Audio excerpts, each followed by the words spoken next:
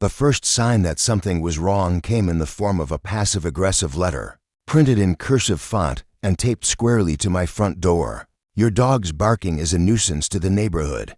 Correct it or face fines. That was it. No greeting, no signature, not even in HOA letterhead. Just a threat. At first, I assumed it was a mistake.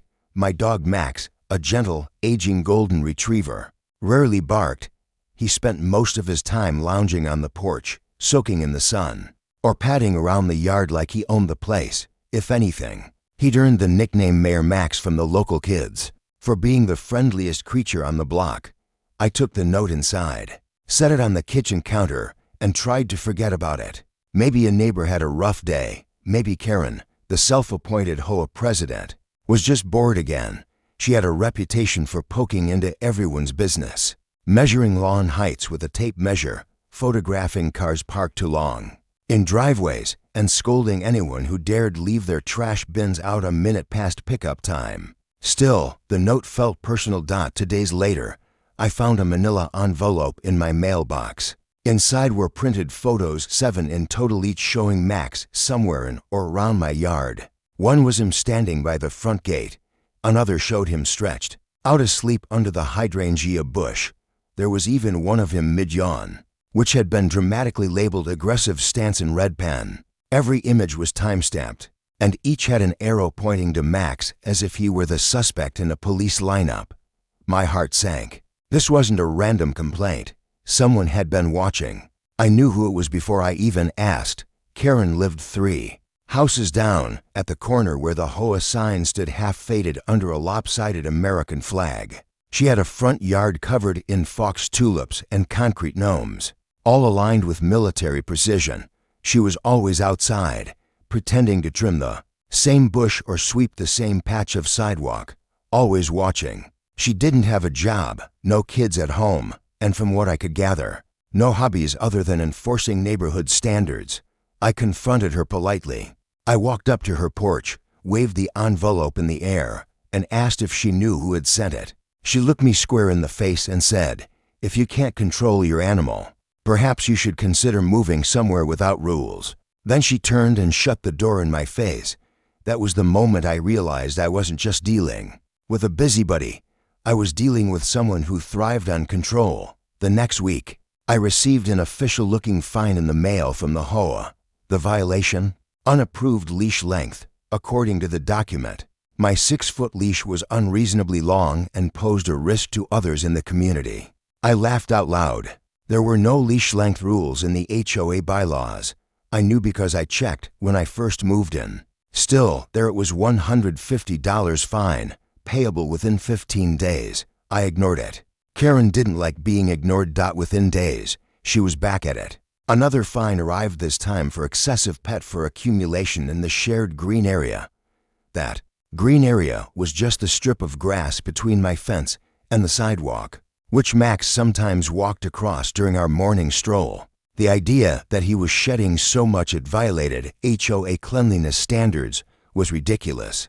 I could have filled a garbage bag with all the nonsense she was sending me. My neighbors sympathized but were reluctant to get involved. You know how she is, they said. If you push back, she just escalates. One couple even admitted they once painted their door red, only to be hounded until they changed it to approved HOA beige. But then everything escalated for real. It was a Saturday afternoon, sunny and calm, and I had just returned from the store. I unlocked the front door, stepped inside, and immediately sensed something was off. Max didn't come bounding over to greet me like he always did.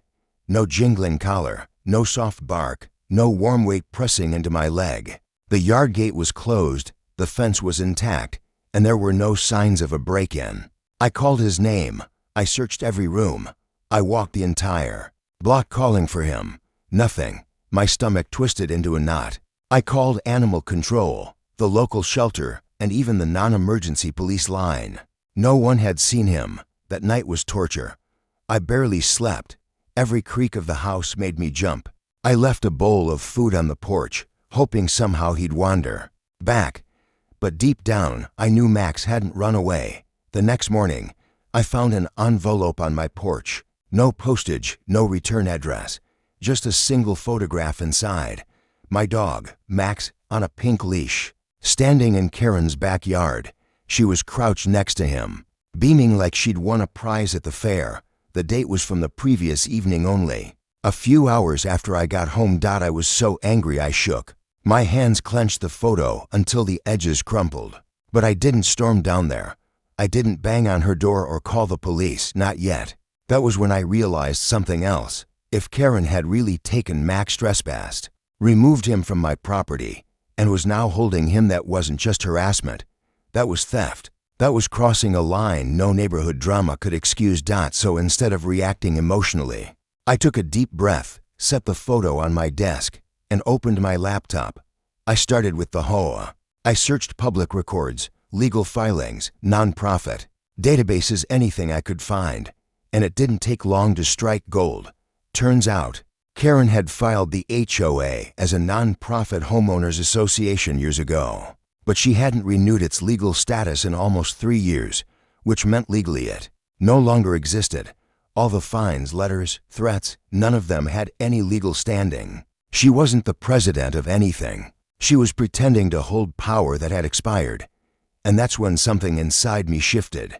This wasn't just about Max anymore. This was about justice. So I picked up my phone and called a lawyer, because if Karen wanted a war, she just made one fatal mistake. She made it personal. By the time I sat down across from my lawyer, I had a thick folder of printed documents, photographs, and whole letters, all organized by date, with a sticky note marking the day Max disappeared. My lawyer, a calm, sharp-eyed woman named Denise, listened quietly as I explained the whole story. From the first passive-aggressive letter to the photograph of Karen walking my dog in her yard.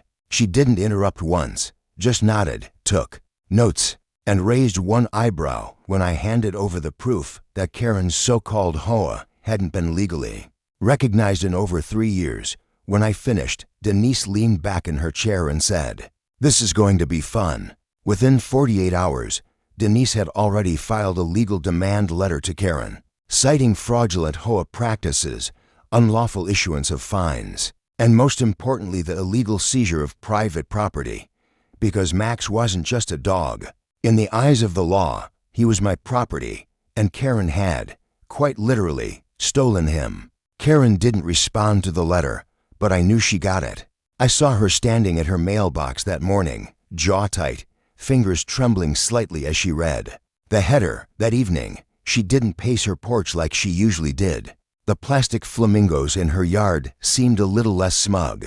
But I wasn't about to let things end quietly. It wasn't just about Max anymore. It was about every neighbor she'd harassed into silence, the couple she bullied into repainting their front door, the family she fined for leaving out Halloween decorations 3 days past the deadline, the elderly man down the street who was forced to take down his backyard wind chimes because she claimed they disrupted the peaceful atmosphere. Karen's power came from intimidation. It came from people giving up because the fight wasn't worth it. So I decided to make it worth it. First, I went door to door with printed invitations to a neighborhood BBQ and HOA reform meeting. I told everyone there would be food, drinks, music, and some very important news. Word spread fast.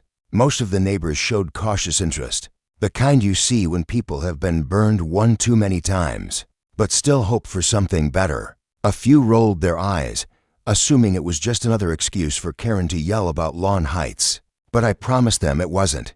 I planned the event for the following Saturday right on my front lawn. In the meantime, Denise filed a formal complaint with the city housing department and prepared to escalate things to small claims court. If Karen didn't return Max, that, surprisingly, got a response. 3 days before the barbecue, I found Max tied to my front gate with a note clipped to his collar that read, "Consider this matter resolved." Max looked tired, but unharmed. As soon as he saw me, he let out a small bark and wagged his tail so hard it nearly knocked him over. I knelt beside him and buried my face in his neck. Overwhelmed with relief and fury, I took photos of everything: the note, the leash, the spot where he was tied, and forwarded it all to Denise. "This isn't over," she said. "This actually strengthens our case." Saturday came with blue skies, warm sun, and the smell of grilled burgers wafting down the street. I rented a few folding tables, a speaker setup, and hired a local high school band to play for free food. Neighbors trickled in one by one, some cautiously, some excitedly, most with folding chairs in tow. By mid-afternoon, my lawn and driveway were full of people laughing, chatting, and cautiously hopeful. Karen didn't show at first, but I had a feeling she'd come, round 4 o'clock. I stood up on a small platform I'd borrowed from the church down the street and tapped the microphone. "Thanks, everyone, for coming," I said. "Before we dig into dessert, I have something important to share with you all. It's about our HOA, or rather, what's left of it." The crowd quieted. I've spent the last few weeks digging into our HOA records, and I found something pretty shocking. Legally speaking, our HOA hasn't existed for over 3 years. The non-profit status lapsed and was never renewed. That means every fine, every letter, every threat you've received, none of it had any legal power. There were gasps, confused murmurs. Someone dropped their cup. In fact, I continued, Karen has been operating as a self-appointed president of a non-existent organization, issuing fake fines and harassing residents. And on top of that, she illegally removed my dog from my yard. That's called theft. We're pursuing legal action now. That's when Karen appeared, marching down the sidewalk in her signature visor and pink polo shirt, carrying a thick binder. Her lips were tight, her nostrils flared. She pushed through the crowd and climbed onto the platform. "This is slander," she snapped, waving her binder in the air. "These people don't understand the work I've put into maintaining this neighborhood. Do you know what it would look like without rules, without order, chaos?" A few people actually laughed. One older man near the back said, "We'll take chaos over dictatorship." I stepped back, let her rant, let her dig her own grave. She flipped open the binder and started quoting bylaws. I raised my hand. "Karen," I said, "those bylaws are 3 years expired. The HOA is dead.